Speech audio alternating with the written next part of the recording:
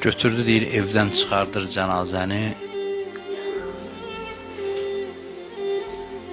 Küçədə deyir Zeynəb, balaca idi də Zeynəb. Qaça gəldi, ağlaya deyir zülmət gecə ana gedirsən hansı mənzilə.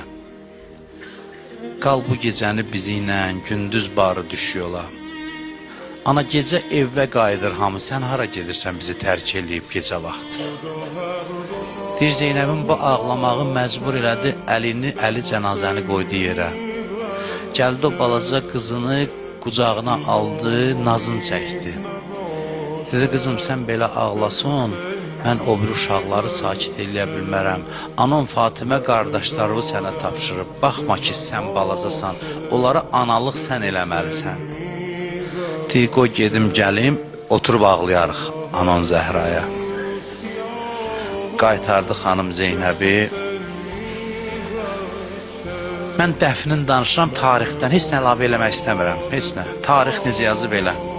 Deyirlər özü götürdü, qoydu xanım Zəhranı qəbrə. O qədər xanım arıqlamışdı, o qədər bədəni zəifləmişdi. Özü götürdü, qoydu, deyir bir yerdən torpaq götürür, ovucu ilə tökür Həzrət Zəhranın cənazəsinin üstünə.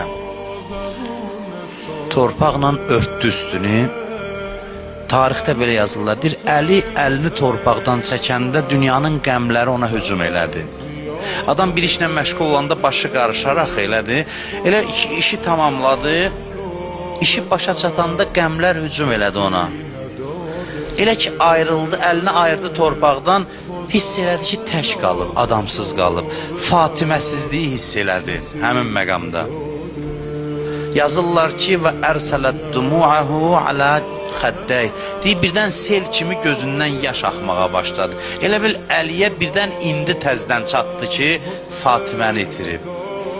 İş o qədər çətin idi ki, deyirlər, qəbrin yanında 2 rükət səbir namazı qıldı. Allahın səbir dağı özünə səbir istədi Allahdan.